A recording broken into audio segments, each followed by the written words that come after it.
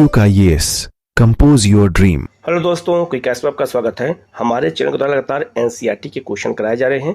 ये NCERT economy में class 9th 10th और 11th के ओल्ड और न्यू एनसीईआरटी के क्वेश्चन को शामिल किया गया है। सारे क्वेश्चन एमसीक्यू हैं, पंचवर्षीय योजनाएं, राष्ट्रीय आय के क्वेश्चन हैं, गरीबी से जुड़े हुए क्वेश्चन हैं और जो है ये बहुत ही महत्वपूर्ण ये एनसीईआरटी है जहाँ से क्वेश्चन एग्जाम में पूछे जाते हैं। तो आप लोग क्वेश्चन को पूरा देखिएगा। कहीं कोई डाउट होता है तो आप कमेंट करके पूछ लीजिएगा। आप लोग चैनल को सब्सक्राइब कर लीजिएगा, बेल आइकन को प्रेस कर लीजिएगा, जिससे इस तरह क्लास आपको लगातार मिलती रहे। हम लोग शुरू करते हैं सीधे क्वेश्चन की ओर। पहला क्वेश्चन है, निम्नलिखित कथनों पर विचार कीजिए और असत्य कथन की पहचान कीजिए। कभी भी आप पेपर देने जाएं तो सत्य और असत्य वाले को पहले हमें गौर करना है। भारत की अर्थव्यवस्था एक विकासशील अर्थव्यवस्था है, ये बिल्कुल सही है। एक विकासशील अर्थव्यवस्था में कृषि क्षेत्र विकसित होता है जबकि उद्योगों का विस्तार में कमी आती है, तो गलत हो जाएगा। एक विकासशील अर्थव्यवस्था में उद्योगों का जो क्षेत्र होता है वो विकसित कम होता है, वो पिछड़ापन होता है, याद रखना। तो विकसित देशों में जो है कृषि तो उन्नति होती है, लेकिन याद रखना विकासशील देशों में कृषि क्षेत्र विकसित नहीं होता है, विकासशील होता है, पिछड़ा हुआ कृषि होती है, जैसे हमारे देश में है। तो इसका आंसर क्या हो जाएगा आपका? केवल 2 होगा जो गलत है, और पहला ऑप्शन इसमें क्या हो जाएगा आपका? सही हो जाएगा। तो ऐसे ही क्वेश्चन एनसीईआरटी के बेस में इसमें हमें अच्छे से करने हैं, ठीक है। तो इसका आंसर बी हो जाएगा। नेक्स्ट क्वेश्चन है आपका, पूंजीवादी अर्थव्यवस्था में निम्नलिखित में से कौन सी विशेषता नहीं पाई जाती है? तो याद रखना, उत्पादन के साधनों पर सरकार का स्वामित्व, गलत हो जाएगा। उत्पादन के साधनों पर पूंजीपतियों का आधिपत्य होता है, ना कि जो है सरकार का होता है। ये समाजवादी अर्थव्यवस्था होती तब उसमें सरकार का स्वामित्व होता है उत्पादन के साधन पे। तो इसका आंसर ए हो जाएगा। बाकी उत्पादन के साधनों पर निजी स्वामित्व होता है, बिल्कुल सही। बाजार में निर्गत को बेचने के लिए उत्पादन किया जाता है, बिल्कुल सही। श्रमिकों की सेवाओं पर क्रय विक्रय एक निश्चित कीमत पर होता है, भी बिल्कुल सही हो जाएगा। तो इसका आंसर क्या हो जाएगा आपका? ए हो जाएगा। पूंजीवादी अर्थव्यवस्था में जो स्वामित्व होता है वो पूंजीपतियों के पास होता है, सरकार के पास नहीं होता है। तो इसका आंसर ए हो जाएगा, ठीक है। नेक्स्ट आपका, पूंजीवादी अर्थव्यवस्था में निवेश व्यय का अर्थ क्या होता है? ठीक है, तो पूंजीवादी अर्थव्यवस्था में निवेश व्यय का अर्थ होता है उत्पादन क्षमता में वृद्धि लाने हेतु किया जाने वाला व्यय। जो उत्पादन क्षमता में अगर वृद्धि करनी है तो जो उसमें हम व्यय करते हैं, खर्च करते हैं, उसी को हम कहते हैं निवेश व्यय कहते हैं। इन्वेस्टमेंट जो है क्या कहते हैं? व्यय कहते हैं। तो इसका आंसर क्या हो जाएगा आपका? बी हो जाएगा, ठीक है। नेक्स्ट क्वेश्चन है आपका, समष्टि अर्थशास्त्र में अर्थव्यवस्था को निम्नलिखित में से किस क्षेत्र के रूप में देखा जाता है? एक होता है माइक्रो, एक होता है मैक्रो। तो हमें इसमें माइक्रो देखना है। तो याद रखना, फर्म, सरकार, परिवार और बाह्य क्षेत्र सभी को मिला के कहते हैं समष्टि अर्थशास्त्र, माइक्रो अर्थशास्त्र कहते हैं, इकोनॉमी कहते हैं। तो इसका आंसर क्या हो जाएगा आपका? डी हो जाएगा। इसमें चारों क्षेत्र शामिल होते हैं, ठीक है। नेक्स्ट आपका, निम्नलिखित कथनों पर विचार कीजिए और सत्य कथन की पहचान करनी है। जब किसी प्राकृतिक संसाधन का उपयोग करके किसी वस्तु का उत्पादन किया जाता है तो उसे प्राथमिक क्षेत्र की गतिविधि कहते हैं, बिल्कुल सही है। तो प्राथमिक क्षेत्र की गतिविधि में प्राकृतिक संसाधनों का ही उपयोग करते हैं, जैसे कृषि, खनन, ये सब हो गया। किसी अर्थव्यवस्था में किए जाने वाले क्रियाकलापों को मुख्यतः 3 वर्गों में बांटा जाता है, प्राथमिक, द्वितीय और तृतीय क्षेत्रों में। ये भी बिल्कुल सही हो जाएगा। तो इसका आंसर क्या हो जाएगा आपका? सी हो जाएगा, ठीक है। तो ऐसे क्वेश्चन अब एग्जाम में आपसे पूछे जाएंगे, ठीक है। नेक्स्ट आपका, भारत में द्वितीय क्षेत्र में शामिल कौन होता है? तो भारत में द्वितीय क्षेत्र में विनिर्माण उद्योग को शामिल किया जाता है। तो इसका आंसर क्या हो जाएगा आपका? बी हो जाएगा। जबकि डेयरी, मत्स्य और वानिकी ये प्राथमिक क्षेत्र में आता है। तो इसका आंसर क्या हो जाएगा आपका? बी हो जाएगा। नेक्स्ट आपका, भारत में सेवा क्षेत्र तृतीय क्षेत्र में शामिल क्या क्या होता है? तो भारत में सेवा क्षेत्र में किसे किसे शामिल करते हैं, ये हमें देखना है। तो इसमें हम शामिल करते हैं परिवहन और संचार को, ये सेवा देता है। होटल और पर्यटन को शामिल किया जाता है। तो इसका आंसर क्या हो जाएगा आपका? 2 और 3 हो जाएगा, जो सेवा क्षेत्र में शामिल। तो आपको इस ऐसे चीज़ों को याद करना होगा। जबकि वानिकी और मत्स्यिकी, खनन और उत्खनन ये प्राथमिक क्षेत्र में आता है, कृषि के साथ उसको भी रखते हैं। तो यहाँ इसका आंसर क्या हो जाएगा आपका? बी हो जाएगा, ठीक है। नेक्स्ट आपका, निम्नलिखित कथनों पर विचार कीजिए और दिए गए कोट में सही उत्तर का हमें चयन करना है, और यहाँ पर हमें असत्य कथन की पहचान कीजिए, कौन सा कथन इसमें असत्य है, ठीक है। पहला है आपका जो है, सामान्य विकास अधिकांश विकसित देशों के इतिहास में देखा गया है कि विकास की प्रारंभिक अवस्थाओं में द्वितीय क्षेत्रक आर्थिक सक्रियता का सबसे महत्वपूर्ण क्षेत्रक होता है। गलत हो जाएगा।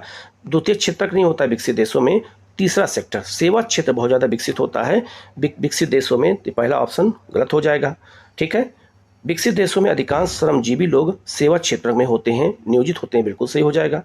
प्राथमिक और द्वितीयक क्षेत्र का विकास जितना अधिक होगा, तृतीयक क्षेत्र का विकास उतना ही अधिक होगा, ये भी बिल्कुल सही हो जाएगा। तो हमारे देश में भी देखा जाए तो, या कहीं भी देखा जाए, अगर प्राथमिक और द्वितीयक क्षेत्र अगर बढ़ेगा तो सेवा क्षेत्र का विस्तार होता और आगे जाएगा, घटेगा नहीं। तो इसका आंसर केवल जो है एक गलत हो जाएगा, आपका पहला ऑप्शन गलत हो जाएगा, जबकि दूसरा और तीसरा सही हो जाएगा। और असत्य पूछा गया है तो असत्य में हमें पहला असत्य होगा, तो इसका आंसर हो जाएगा केवल एक जो है गलत है, बाकी 2 और 3 सही हो जाएगा। नेक्स्ट आपका, भारत में सकल घरेलू उत्पाद में नीचे दिए गए भिन्न क्षेत्रों के योगदान का कौन सा जो है सही ह्रासमान क्रम है, मतलब घटते हुए क्रम में कौन सा है। तो इसका जो आंसर हो जाएगा वो हो जाएगा आपका बी, तृतीय, द्वितीयक और प्राथमिक। तो सबसे बड़ा योगदान हमारे सकल घरेलू उत्पाद में तीसरे सेक्टर का है, फिर दूसरे सेक्टर का है और फिर प्राथमिक सेक्टर का है। तो इसका आंसर क्या हो जाएगा आपका बी हो जाएगा, क्योंकि यहाँ घटते क्रम, ह्रास क्रम में पूछा गया। तो इसका आंसर क्या हो जाएगा आपका बी हो जाएगा। तो हमारे देश में सबसे अधिक जो है योगदान, लगभग 60% का योगदान सेवा क्षेत्र का है। ठीक है, नेक्स्ट क्वेश्चन है आपका, भारत में सेवा के क्षेत्र के संदर्भ में कौन सा कथन असत्य है।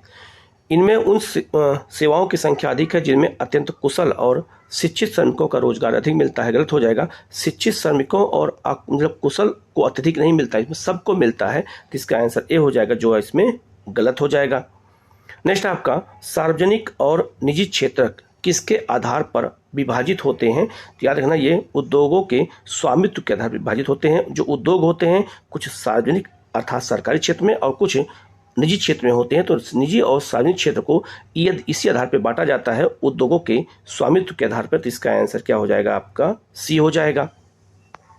नेक्स्ट क्वेश्चन है आपका, आर्थिक समृद्धि का अर्थ होता है क्या। तो आर्थिक समृद्धि का अर्थ होता है देश की राष्ट्रीय आय में वृद्धि। जब देश की राष्ट्रीय आय में वृद्धि होती है तो उसे कहते हैं हम आर्थिक समृद्धि में व्यय होना। तो इसका आंसर ए हो जाएगा और ऐसे क्वेश्चन एग्जाम में बहुत ज़्यादा पूछे जाते हैं। नेक्स्ट क्वेश्चन है आपका, किसी अर्थव्यवस्था में वस्तुओं सेवाओं के उत्पादन के लिए आवश्यक कारक क्या होता है। तो याद रखना, किसी भी देश में वस्तुओं सेवाओं के उत्पादन के लिए पूंजी की, श्रम की, भूमि की और ज्ञान और उद्यम की आवश्यकता होती है। तो इसका आंसर डी हो जाएगा। ये सभी कारक मिल करके वस्तुओं और सेवाओं के उत्पादन को बढ़ाते हैं। तो इसका आंसर डी हो जाएगा। नेक्स्ट आपका, मानव विकास रिपोर्ट निम्नलिखित में से किसके द्वारा प्रकाशित की जाती है। ये बहुत ही महत्वपूर्ण क्वेश्चन है और यह रिपोर्ट जो है UNDP द्वारा जो है इसको दिया जाता है, संयुक्त राष्ट्र विकास कार्यक्रम के द्वारा इसको जो है रिपोर्ट जारी की जाती है। तो इसका आंसर सी हो जाएगा। यह क्वेश्चन बहुत बार एग्जाम में आया हुआ है, जिसको बहुत अच्छे से करने की जरूरत है। नेक्स्ट क्वेश्चन है आपका, निम्नलिखित में से किसे मानव विकास सूचकांक के अंतर्गत शामिल नहीं किया जाता है। तो मानव विकास सूचकांक में हम किसको शामिल नहीं करते हैं। तो इसमें हम प्रति व्यक्ति आय को शामिल करते हैं, जन्म के समय संभावित आयु को शामिल करते हैं, विद्यालयी औसत आयु 25 वर्ष या उससे अधिक मतलब शिक्षा को शामिल करते हैं, लेकिन हम सामाजिक असमानता को शामिल नहीं करते हैं मानव विकास रिपोर्ट में। तो इसका आंसर क्या हो जाएगा आपका डी हो जाएगा। आपको ये तीनों को अच्छे से याद रखना होगा कि किसको शामिल किया जाता है और किसको शामिल नहीं किया जाता है, यहाँ से क्वेश्चन एग्जाम में आते हैं।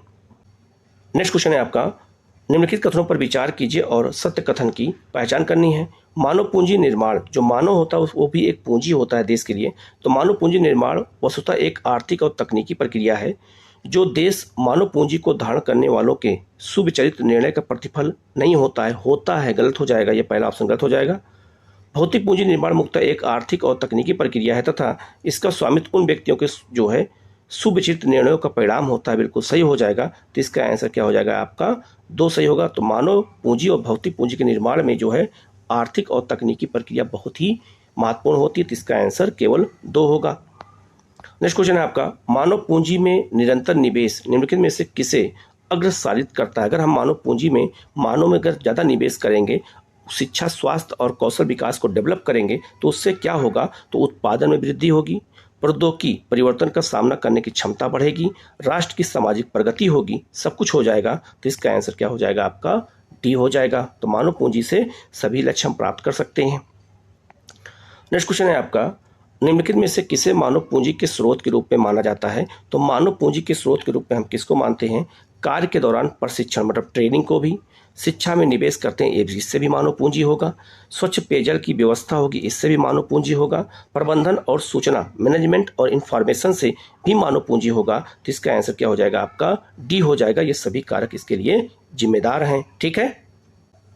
नेक्स्ट क्वेश्चन है आपका, भारत में स्त्री शिक्षा को प्रोत्साहित करने के संदर्भ में निम्नलिखित में से कौन सा कथन सत्य है? पहला है आपका, याद रखना, जब हम महिलाओं की शिक्षा को प्रोत्साहित करेंगे तो इससे स्त्रियों की आर्थिक स्वतंत्रता मजबूत होगी, बढ़ेगी। इससे उनका सामाजिक औचित्य और मजबूत होगा, सुदृढ़ होगा, बिल्कुल सही है। स्त्रियों और बच्चों के स्वास्थ्य पर सकारात्मक प्रभाव पड़ेगा, बिल्कुल सही हो जाएगा। तो इसका आंसर क्या हो जाएगा आपका? डी हो जाएगा। तो महिला शिक्षा इसीलिए बहुत जरूरी है और सरकार इस पर बहुत ज़्यादा ध्यान दे रही है।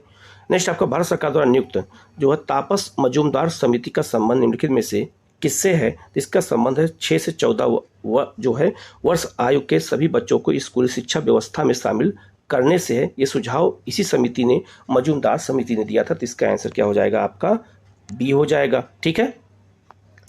नेक्स्ट आपका, ग्रेट लीप फॉरवर्ड अभियान का संबंध निम्नलिखित में से किससे है? तो इसका संबंध है चीन की अर्थव्यवस्था में औद्योगिकरण को बढ़ावा देने से। जब चीन की अर्थव्यवस्था में औद्योगिकरण को बढ़ावा दिया जा रहा है तो उसे कहते थे ग्रेट लीप फॉरवर्ड कहते हैं। तो इसका आंसर क्या हो जाएगा आपका? बी हो जाएगा। ये बहुत चर्चा में रहा है, तो ये क्वेश्चन पूछा भी जा सकता है, पूछा जाता है हमेशा। ठीक है।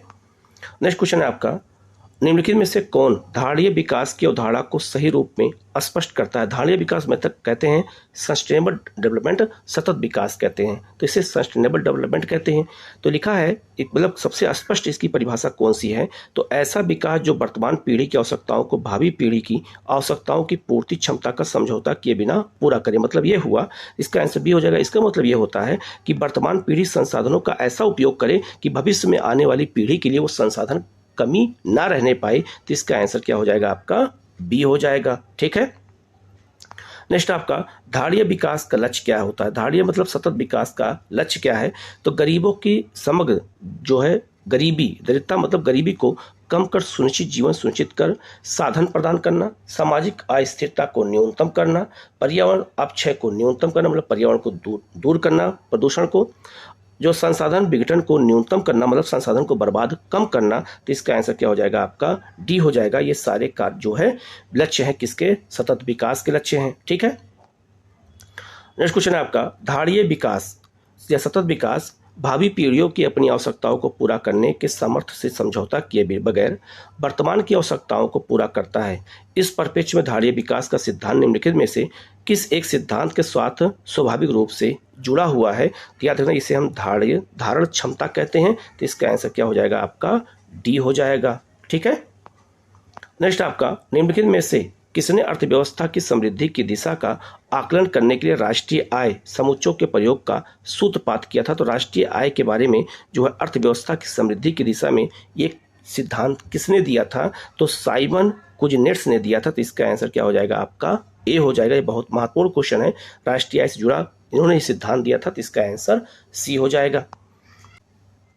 नेक्स्ट क्वेश्चन है आपका, भारत में राष्ट्रीय आय का आकलन किसके द्वारा सबसे पहले सुसंगठित तरीके से किया गया था? तो याद रखना, BKRB राव द्वारा इन्होंने वैज्ञानिक तरीके से सुसंगठित तरीके से किया। तो इसका आंसर क्या हो जाएगा? बी हो जाएगा। लेकिन अगर आपसे ये पूछा जाए कि सबसे पहले किसने किया था, तो दादा भाई नेहरू ने किया था। इन्होंने बताया था 20 रुपये प्रति व्यक्ति आय थी भारत की। कब? तो इन्होंने बताया था 1867 में बताया था। लेकिन सबसे संगठित तरीके से राष्ट्रीय आय का आकलन किसने किया था? BKRB राव ने किया था। तो इसका आंसर बी हो जाएगा। नेक्स्ट क्वेश्चन है आपका, निम्नलिखित कथनों पर विचार कीजिए और सत्य कथन की पहचान करनी है। राष्ट्रीय आय समिति का गठन PCV महालनोबिस की अध्यक्षता में किया गया था। बिल्कुल सही है। तो राष्ट्रीय आय समिति बनाई गई थी, उसके अध्यक्ष PC महालनोबिस थे। भारत में राष्ट्रीय आय का आकलन भारत सरकार के केंद्रीय सांख्यिकी कार्यालय द्वारा किया जाता है। तो इसका आंसर क्या हो जाएगा आपका? सी हो जाएगा। इसमें दोनों ऑप्शन सही हो जाएगा। नेक्स्ट आपका, एक वर्ष की अवधि में किसी अर्थव्यवस्था में अवस्थित सभी उत्पादक संसाधनों द्वारा उत्पादित अंतिम वस्तुओं सेवाओं के बाजार मूल्य का योगफल क्या कहलाता है?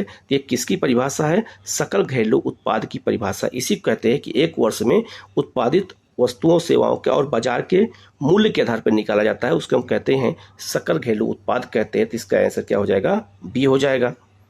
नेक्स्ट क्वेश्चन है आपका, निम्नलिखित युग्मों पर विचार कीजिए और सही कथन की पहचान कीजिए। कौन सा कथन इसमें सही है आपका? मध्यवर्ती वस्तुओं के उत्पादन में आगम के रूप में प्रयुक्त होते हैं। बिल्कुल सही है। तो जो मध्यवर्ती वस्तुएं होती हैं उन्हें वस्तुओं के उत्पादन में आगम मतलब कि उन्हें हम जो है इनपुट के रूप में इस्तेमाल करते हैं, बिल्कुल सही हो जाएगा। अंतिम वस्तुएं किसे कहते हैं? जिनमें पुनः कोई परिवर्तन नहीं होता है उन्हें हम अंतिम वस्तु कहते हैं, ये भी बिल्कुल सही हो जाएगा। मूल्य ह्रास किसे कहते हैं? सकल निवेश के मूल्य से किए गए लोप, जो सकल निवेश होता है उसमें जो कमी होती है, उसमें जो हम कमी करते हैं उसको क्या कहते हैं? मूल्य ह्रास कहते हैं। तो इसका आंसर क्या हो जाएगा आपका? डी हो जाएगा। इस पे सभी ऑप्शन सही हो जाएंगे। नेक्स्ट आपका, दी गई अवधि के लिए एक देश की राष्ट्रीय आय जो अंतिम जो है उत्पादित अंतिम वस्तुओं सेवाओं के मौद्रिक मूल्य के बराबर होती है, तो यही इसकी सटीक परिभाषा है। तो इसका आंसर क्या हो जाएगा आपका? डी हो जाएगा। ठीक है, तो याद रखना अंतिम जो है जो उत्पादित अंतिम वस्तुएं सेवाएं होती हैं उनका मौद्रिक मूल्य होता है वो एक देश की राष्ट्रीय आय होती है। तो इसका आंसर डी हो जाएगा। नेक्स्ट क्वेश्चन है आपका, निम्नलिखित में से किस मद को राष्ट्रीय आय के आकलन में सम्मिलित नहीं करते? मोस्ट इंपॉर्टेंट क्वेश्चन है कि राष्ट्रीय आय में हम किसको शामिल नहीं करते। एनसीईआरटी में इसको बहुत अच्छे से समझाया गया है। ठीक है, तो सरकार द्वारा हस्तांतरित भुगतान को शामिल करते हैं, निजी हस्तांतरण को शामिल करते हैं, कागजी परिसंपत्तियों का क्रय विक्रय को शामिल करते हैं, स्वयं के लिए किया गया उत्पादन भी शामिल करते हैं, वस्तुओं सेवाओं के अवैध व्यापार से प्राप्त आय को भी इसमें हम शामिल करते हैं। तो किसे शामिल नहीं करते इनमें? इसका आंसर डी हो जाएगा। इनमें सभी को शामिल करते हैं। इसका मतलब इसका आंसर हो जाएगा इनमें से कोई नहीं। ठीक है, तो इन सबको शामिल किया जाता है, लेकिन किसको शामिल नहीं करते मैं बता देता हूँ। हम शामिल नहीं करते हैं किसको? घरेलू काम को। जो महिलाएं घरों में काम करती हैं उस चीज को राष्ट्रीय आय में शामिल नहीं करते हैं। तो इसका आंसर डी हो जाएगा। ठीक है, नेक्स्ट आपका, किसी अर्थव्यवस्था में वस्तुओं सेवाओं की गणना निम्नलिखित में से किस विधि के द्वारा की जाती है? तो वस्तुओं और सेवाओं की गणना किसके द्वारा करते हैं? तो इसका आंसर हो जाएगा उत्पादन अथवा मूल्य वर्धित विधि द्वारा, बिल्कुल सही। व्यय विधि द्वारा, आय विधि द्वारा। तो इसका आंसर क्या हो जाएगा आपका? डी हो जाएगा। सभी के द्वारा हम वस्तुओं और सेवाओं की गणना करते हैं।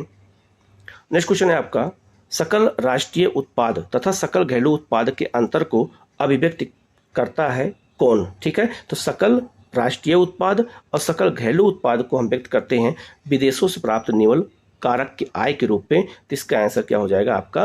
बी हो जाएगा। तो याद रखना, जो विदेशों से प्राप्त आय होती है और जो आती है और जो जाती है उसको हम क्या करते हैं? घटा करके, और तब हम उसके अंतर को निकालते हैं सकल राष्ट्रीय उत्पाद और सकल घरेलू उत्पाद को। तो यहाँ इसका आंसर बी हो जाएगा।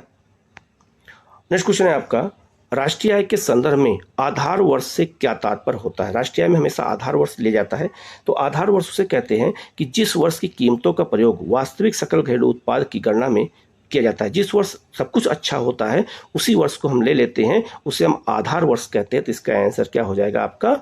बी हो जाएगा। ठीक है, नेक्स्ट क्वेश्चन है आपका, मौद्रिक सकल घरेलू उत्पाद और वास्तविक सकल घरेलू उत्पाद में अंतर होता है क्या? तो इसमें अंतर होता है आधार वर्ष और चालू वर्ष की कीमतों में अंतर के कारण। तो आधार वर्ष और चालू वर्ष में जो कीमत में अंतर होता है उसी से वास्तविक सकल घरेलू उत्पाद और मौद्रिक सकल घरेलू उत्पाद में अंतर को देखा जाता है।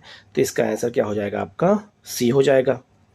नेक्स्ट आपका, किसी देश के सकल घरेलू उत्पाद को उस देश के लोगों के कल्याण के सूचकांक के रूप में नहीं लिया जा सकता है। यदि सकल घरेलू उत्पाद का वितरण असमान होता है तो उसको हम जो है किसी भी देश के कल्याण के सूचकांक में शामिल नहीं करते हैं। तो इसका आंसर क्या हो जाएगा आपका? ए हो जाएगा।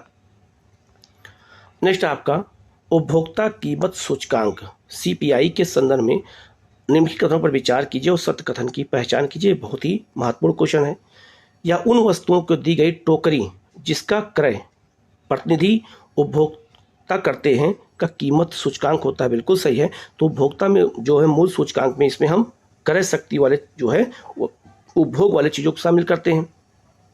इस सूचकांक की गणना आधार वर्ष बेस ईयर तथा चालू वर्ष करंट ईयर के आधार पर की जाती है, बिल्कुल सही हो जाएगा। तो याद रखना, उपभोक्ता मूल सूचकांक को आधार वर्ष और चालू वर्ष दोनों में किया जाता है। तो इसका आंसर क्या हो जाएगा आपका? सी हो जाएगा। इसमें दोनों ऑप्शन सही हो जाएगा। नेक्स्ट क्वेश्चन है आपका, किसी अर्थव्यवस्था में निम्नलिखित में से कौन सा तत्व निवेश को नकारात्मक रूप से प्रभावित नहीं करता है? तो ब्याज दर में वृद्धि। ब्याज दर में वृद्धि नकारात्मक रूप से किसी भी देश के निवेश को प्रभावित नहीं करता है। तो इसका आंसर क्या हो जाएगा आपका? बी हो जाएगा। ठीक है, नेक्स्ट क्वेश्चन है आपका, निम्नलिखित में से कौन सा या कौन सी अर्थव्यवस्था की समग्र मांग के घटक नहीं होते हैं? तो अर्थव्यवस्था की समग्र मतलब टोटल मांग के अगर संदर्भ में देखा जाए तो उपभोग शामिल होता है, सार्वजनिक व्यय शामिल होता है, निवेश भी शामिल होता है, लेकिन शुद्ध आय शामिल नहीं होता है। तो इसका आंसर केवल 4 हो जाएगा। बाकी अर्थव्यवस्था के समग्र जो है मांग होती है, डिमांड होती है, उसमें व्यय को, निवेश को, उपभोग को शामिल करते हैं, तभी हमारी अर्थव्यवस्था रन भी करती है। तो इसका आंसर क्या हो जाएगा? आपका डी हो जाएगा। नेक्स्ट आपका निवेश गुणक के संदर्भ में निम्नलिखित कथनों पर भी जो है विचार करना और कौन सा कथन इसमें असत्य है उसकी पहचान करनी है। तो पहला आपका निवेश व्यय में परिवर्तन पूंजी के रोजगार को प्रभावित करता है, स्तर में परिवर्तन द्वारा उत्पादन के, बिल्कुल सही हो जाएगा। स्थिर व्यावसायिक पूंजी के बढ़ने पर रोजगार और उत्पादन क्षमता में वृद्धि होती है, बिल्कुल सही है। तो जब हम व्यावसायिक पूंजी बढ़ाते हैं तो रोजगार उत्पादन बढ़ता है। या निवेश परिवर्तन के प्रभाव को उत्पादन स्तर में बहुगुणित कर देता है, बिल्कुल सही हो जाएगा। निवेश बढ़ता है, परिवर्तन बढ़ेगा तो उत्पादन भी बढ़ता जाएगा। इसके द्वारा उत्पादन में होने वाले परिवर्तन को जो है ज्ञात नहीं किया जा सकता है, हम ज्ञात कर सकते हैं। तो इसका आंसर डी हो जाएगा। इसमें बाकी सारे ऑप्शन सही हो जाएंगे। नेक्स्ट क्वेश्चन है आपका, निम्नलिखित में से कौन से कथन असत्य हैं? इनमें सही मतलब कि असत्य कथन की पहचान करनी है। पंचवर्षीय योजनाओं के लक्ष्य समृद्धि, आधुनिकीकरण, आत्मनिर्भरता और समानता थे, बिल्कुल सही है। तो हमारी जितनी भी पंचवर्षीय योजनाएं चली हैं सब में जो है समृद्धि, आधुनिकीकरण और आपका आत्मनिर्भरता और समानता पर बल दिया गया, बिल्कुल सही हो जाएगा। सीमित संसाधनों के कारण प्रत्येक योजना में पृथक लक्ष्यों का निर्धारण किया गया था, बिल्कुल सही है। तो हर योजना का, पहली योजना का लक्ष्य और था, दूसरी योजना का और लक्ष्य था, तो हर योजना का लक्ष्य क्या था? अलग अलग रखा गया था। जैसे पहली पंचवर्षीय योजना का लक्ष्य तो कृषि, तो दूसरे का उद्योग, ऐसे रखा गया था। पांचवी पंचवर्षीय योजना का लक्ष्य था गरीबी को मिटाओ। तो इसका आंसर क्या हो जाएगा? डी हो जाएगा। इसमें दोनों सही हो जाएगा, कोई भी असत्य नहीं है। तो इसका आंसर क्या हो जाएगा? आपका डी हो जाएगा, ना तो 1 और ना ही 2, अर्थात दोनों सत्य हैं। नेक्स्ट आपका निवेश की आवश्यकता के संदर्भ में निम्नलिखित कथनों पर विचार कीजिए और सत्य कथन की पहचान करनी है।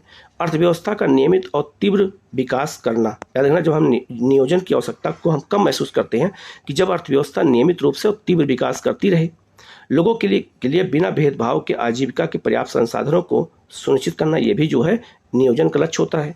देश के संसाधनों के प्रयोजन हेतु व्यवस्था का नियंत्रण और समन्वय करना, देश की अर्थव्यवस्था में संसाधनों को नियोजित तरीके से इस्तेमाल करना, यह भी सही हो जाएगा। तो इसका आंसर क्या हो जाएगा? आपका डी हो जाएगा। इसमें सभी ऑप्शन सही हो जाएंगे। नेक्स्ट क्वेश्चन है आपका, निर्धनता के संदर्भ में मतलब गरीबी के संदर्भ में निम्नलिखित कथनों पर विचार कीजिए और असत्य कथन की पहचान कीजिए। पहला है आपका, निर्धनता रेखा से नीचे लोगों का अनुपात भारत में सभी सामाजिक समूहों और आर्थिक वर्गों में एक समान नहीं है, ये बिल्कुल सही है। तो याद रखना, निर्धनता रेखा का जो लोग पाए जाते हैं वो हर वर्ग में एक समान नहीं है, किसी में ज़्यादा है, किसी में कम है।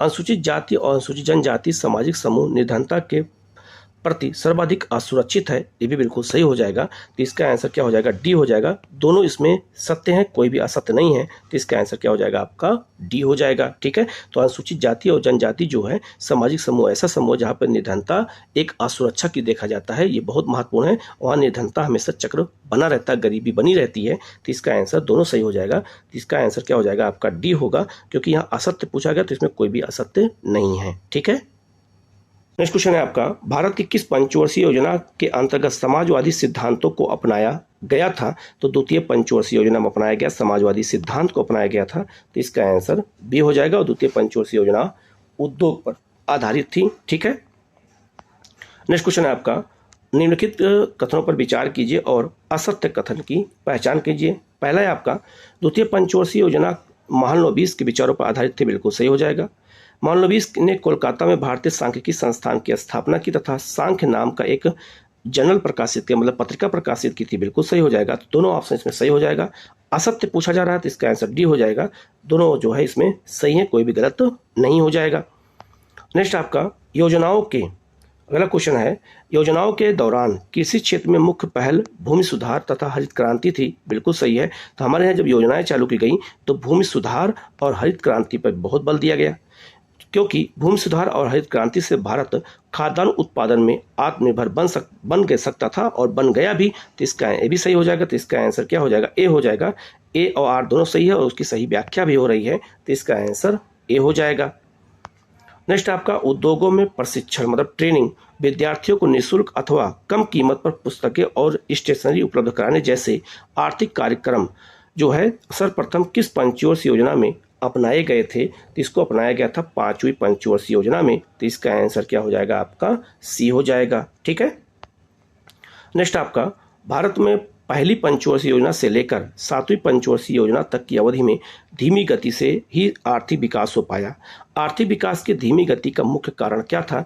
पहली पंचवर्षीय योजना से 7वीं पंचवर्षीय योजना के बीच जो कम हुआ, तो उसके पीछे कारण क्या था? रोजगार की स्थिति लागत स्थिर बनी रही। तो जो रोजगार की स्थिति थी वो लगभग स्थिर बनी रही, क्योंकि यहाँ निवेश होता नहीं था, तो रोजगार पैदा ज़्यादा नहीं हो पाया। सकल घरेलू उत्पाद में वृद्धि होने के पश्चात भी रोजगार में वृद्धि दर काफ़ी धीमी रही, ये भी एक कारण था। जनसंख्या के साथ साथ श्रम शक्ति में रोजगार की तुलना में अधिक तीव्र गति से वृद्धि हुई, ये भी एक कारण था। तो इसका आंसर डी हो जाएगा। इसमें सभी कारण थे जो पहली से और 7वीं पंचवर्षीय योजना के धीमी गति के जिम्मेदार थे। तो इसका आंसर तीनों हो जाएगा।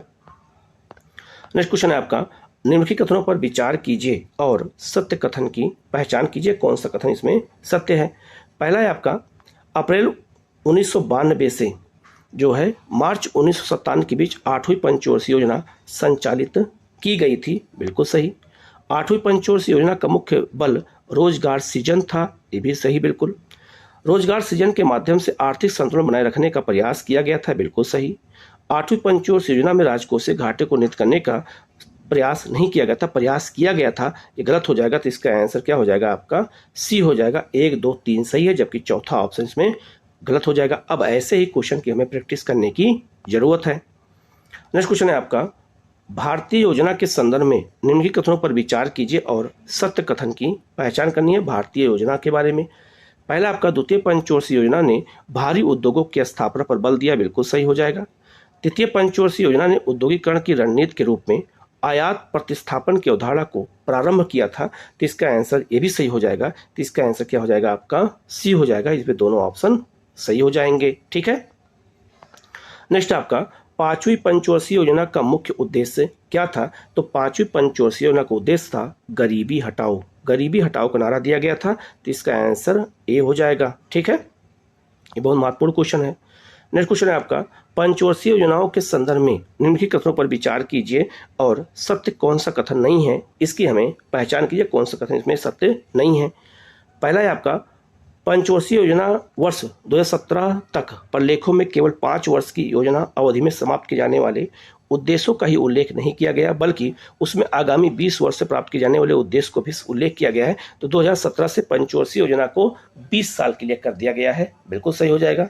या दीर्घकालीन योजना को परिप्रेक्षात्मक योजना कहते हैं, बिल्कुल सही है। भारत की पंचवर्षीय योजना में इसका उल्लेख होता है कि प्रत्येक वस्तु और सेवा का उत्पादन कितना किया जाएगा, ये जो है निर्णय पंचवर्षीय योजनाओं में नहीं होता है। तो ये गलत हो जाएगा। असत्य पूछा गया तो इसका आंसर केवल 3 हो जाएगा, बाकी पहला और दूसरा ऑप्शन इसमें सही हो जाएगा। अब 20 वर्ष से पंचवर्षीय योजना बनी है, अब ये जो है 5 वर्ष से पंचवर्षीय योजना 2017 से समाप्त कर दी गई है। तो इसका आंसर याद रखना केवल 3 होगा, जो गलत है। नेक्स्ट क्वेश्चन है आपका, निम्नलिखित कथनों पर विचार कीजिए और सत्य कथन की पहचान करनी है। कोई राष्ट्र आधुनिकीकरण और आर्थिक समृद्धि अन्य राष्ट्रों से आयातित संसाधनों के प्रयोग के द्वारा कर सकता है, बिल्कुल सही है। तो आधुनिकीकरण को अपनाने के लिए हम जो है अन्य देशों से आयातित संसाधनों का भी उपयोग कर सकते हैं। भारत में प्रथम 7 पंचवर्षीय योजनाओं में आत्मनिर्भरता को महत्व दिया गया था, ये भी बिल्कुल सही हो जाएगा। तो इसका आंसर क्या हो जाएगा आपका? सी हो जाएगा। तो हमारे पंचवर्षीय योजनाओं में आत्मनिर्भरता पर बल दिया गया था, जो है बहुत ज़्यादा करके। अगला क्वेश्चन है, निम्नलिखित में से कौन सा कथन असत्य है? इनमें कौन सा ऐसा कथन है जो असत्य है? पहला आपका, ब्रिटिश काल से ही जनगणना प्रत्येक 10 वर्ष के अंतराल पर की जाती थी, बिल्कुल सही है। तो 1872 में लॉर्ड जो है मेयो के समय में पहली जनगणना कराई गई थी और 1882 में नियमित जनगणना लॉर्ड रिपन के समय में कराई गई थी, बिल्कुल सही हो जाएगा। वर्ष 1921 के पूर्व का भारत जननांकीय संक्रमण का प्रथम सोपान था, ये भी बिल्कुल सही हो जाएगा। तो 1921 के बाद हमारे देश में अचानक जनसंख्या बढ़ी, तो इसलिए 1921 को जनसंख्या का विभाजन वर्ष कहते हैं। स्वतंत्रता प्राप्ति के समय भारत की साक्षरता 16% से भी कम थी, ये भी बिल्कुल सही हो जाएगा। स्वतंत्रता प्राप्ति के समय भारत में महिला साक्षरता दर केवल 5% थी, गलत हो जाएगा, 8% थी। तो इसका आंसर डी हो जाएगा। नेक्स्ट आपका, शिशु मृत्यु दर से क्या आशय है? ये क्वेश्चन बहुत महत्वपूर्ण पूछा जाता है कि शिशु मृत्यु दर हम किसे कहते हैं? तो इसका आंसर बी हो जाएगा, किसी वर्ष में जन्मे 1000 जीवित बच्चों में से एक वर्ष में आयु से कम मृत्यु होने वाले बच्चों की संख्या से हम निकालते हैं एक वर्ष में 1000 बच्चों पे। तो इसका आंसर क्या हो जाएगा आपका? बी हो जाएगा। शिशु मृत्यु दर कैसे निकाला जाता है, ये भी एग्जाम में पूछा जाता है, तो इसका आंसर बी हो जाएगा। नेक्स्ट क्वेश्चन है आपका, स्वतंत्रता से पूर्व भारत में सबसे पहले निम्नलिखित में से किसने निर्धनता रेखा की अवधारणा पर विचार दिया था? तो विचार दिया था दादा भाई नेरोजी ने। तो इसका आंसर क्या हो जाएगा आपका? सी हो जाएगा। ठीक है।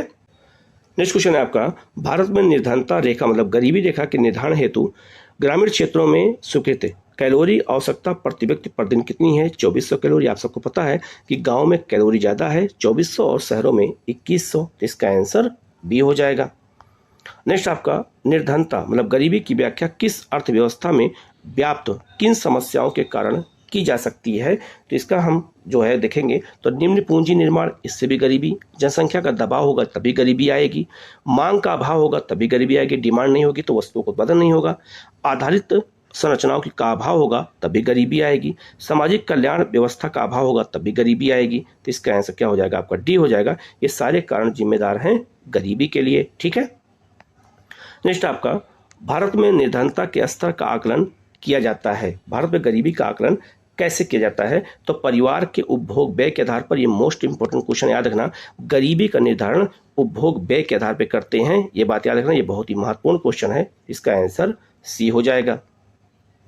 नेक्स्ट क्वेश्चन है आपका, भारत में निर्धन की कुल संख्या को जानना उनके लिए चलाए जाने वाले कल्याणकारी कार्यों के संचालन के लिए जरूरी है।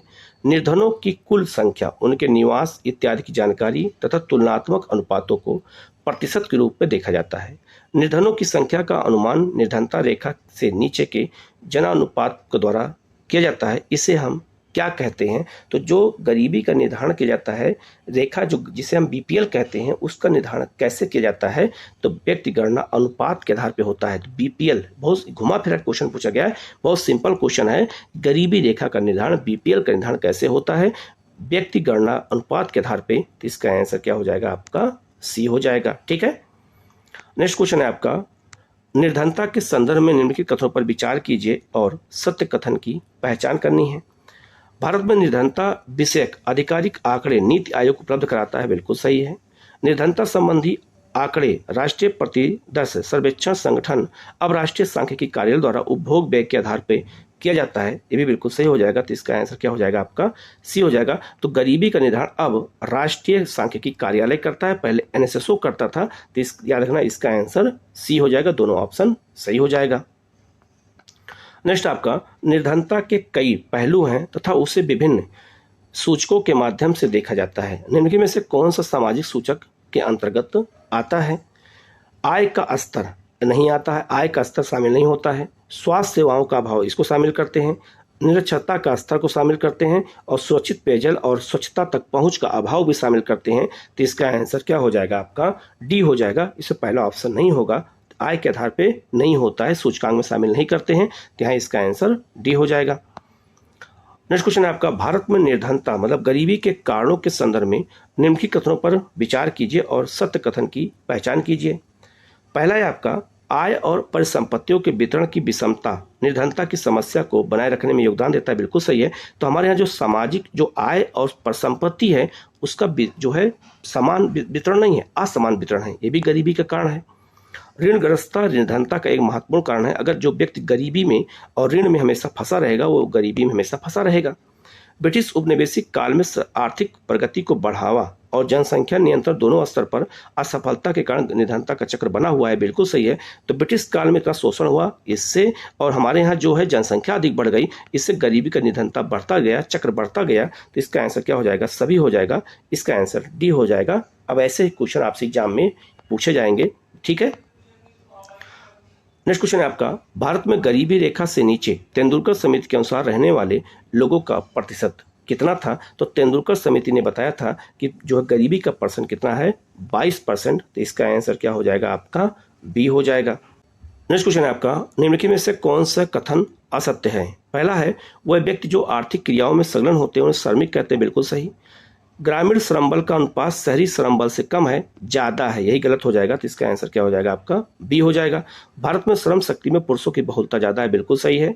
ग्रामीण क्षेत्रों में महिला श्रमिक कुल श्रम बल का 1/3 है, बिल्कुल सही हो जाएगा। तो इसका आंसर बी हो जाएगा। ठीक है, नेक्स्ट क्वेश्चन है आपका, निम्नलिखित में से किस बेरोजगारी के अंतर्गत किसी कार्य को करने के लिए उसमें आवश्यकता से अधिक श्रमिक लगे होते हैं, इसके अतिरिक्त श्रमिकों को कार्य से हटा देने के पश्चात भी उत्पादकता पे कोई प्रभाव या कमी नहीं आती है, तो उसे हम कहते हैं प्रच्छन्न बेरोजगारी। ये प्रच्छन्न बेरोजगारी कहाँ होती है? ये गांव में होती है, कृषि क्षेत्र में होती है, जिससे गरीबी भी बढ़ती है। तो प्रच्छन्न बेरोजगारी कैसे होती है? जब बरसात का समय आता है तो खेतों में काम तो रहता नहीं है, उस दौरान मजदूर क्या हो जाते हैं? बेरोजगार हो जाते हैं, तो उसी को हम प्रच्छन्न बेरोजगारी कहते हैं। ये क्वेश्चन बहुत इंपॉर्टेंट है, तो इसका आंसर बी हो जाएगा। नेक्स्ट क्वेश्चन है आपका, बेरोजगारी के संदर्भ में निम्नलिखित कथनों पर विचार कीजिए और असत्य कथन की पहचान करनी है। मौसमी बेरोजगारी विशेष रूप से कृषि क्षेत्र पाई जाती है, बिल्कुल सही, इसी को प्रच्छन्न बेरोजगारी कहते हैं। शहरी क्षेत्रों में शिक्षित बेरोजगारी एक सामान्य परिघटना है, बिल्कुल सही है। तो शहरी क्षेत्रों में शिक्षित बेरोजगारी ज्यादा पाई जाती है और पढ़े लिखे ज्यादा लोग हैं। स्नातक और स्नातकोत्तर की तुलना में मैट्रिक युवाओं में बेरोजगारी अधिक पाई जाती है, गलत हो जाएगा। सबसे अधिक बेरोजगारी यहाँ पाई जाती है, जो ग्रेजुएट करके बैठे हैं उनको रोजगार नहीं मिला है, तो इसका आंसर क्या हो जाएगा? तो इसमें असत्य कौन सा है? तो इसका आंसर डी हो जाएगा। ठीक है, नेक्स्ट आपका, बेरोजगारी से आर्थिक बोझ में वृद्धि होती है क्योंकि बेरोजगारी में वृद्धि मंदीग्रस्त अर्थव्यवस्था का सूचक होती है। तो दोनों सही हो जाएगा, लेकिन सही व्याख्या नहीं हो रही है, तो इसका आंसर बी हो जाएगा। तो बेरोजगारी से आर्थिक बोझ में वृद्धि तो होती है, लेकिन बेरोजगारी में वृद्धि मंदी के कारण होती है, भी बिल्कुल सही है। जब मंदी आती है तो छटनी कर दी जाती है, तो जो रोजगार पाए होते हैं बेरोजगारी हो जाती है, तो मंदी से बेरोजगारी बढ़ती है, दोनों सही हो जाएगा। तो इसका आंसर क्या हो जाएगा आपका? बी हो जाएगा। नेक्स्ट आपका, श्रम बल के अनियमितीकरण से तात्पर्य क्या होता है? तो इसका जो मतलब होता है स्वरोजगार और नियमित वेतन से अनियत श्रम रोजगार की ओर जाने की प्रक्रिया। याद है ना, जो स्वरोजगार और नियमित जो वेतन पाते हैं वो जब अनियमित रोजगार की ओर जाने लगते हैं तो उसे हम क्या कहते हैं? श्रम का अनियतीकरण कहते हैं, मतलब बेरोजगार हो जाते हैं। इसका सिंपल ये है कि रोजगार पाने वाला व्यक्ति बेरोजगार हो जाता है, तो इसका आंसर क्या हो जाएगा आपका? बी हो जाएगा। नेक्स्ट क्वेश्चन है आपका, भारत में छिपी हुई बेरोजगारी प्रच्छन्न बेरोजगारी मुख्य रूप से संबंधित है किस क्षेत्र में? तो प्रच्छन्न बेरोजगारी जो है कृषि क्षेत्र में और आपका ग्रामीण क्षेत्र में होती है, शहरी क्षेत्र में और विनिर्माण क्षेत्र में नहीं होती है। तो इसका आंसर 1 और 2 हो जाएगा, तो इसका आंसर डी हो जाएगा। ठीक है, और नेक्स्ट क्वेश्चन है, सामान्यतया आर्थिक क्रियाओं को निम्नलिखित में से किन औद्योगिक जो है वर्गों में विभाजित किया जाता है? तो खनन और उत्खनन में भी, विद्युत गैस और आपूर्ति में भी, परिवहन भंडार, वाणिज्य सेवाएं और विनिर्माण, हम सभी में करते हैं। तो इसका आंसर क्या हो जाएगा आपका? डी हो जाएगा। ये सब आर्थिक क्रियाएं होती हैं और सब औद्योगिक वर्गों में विभाजित हैं, तो इसका आंसर क्या हो जाएगा आपका? डी हो जाएगा। ठीक है, तो ये बहुत ही महत्वपूर्ण क्वेश्चन थे, मैंने आपको करा दिया है। किसी क्वेश्चन में कोई डाउट हो तो आप कमेंट करके पूछ सकते हैं, उसका जवाब आपको दिया जाएगा। Okay, thank you.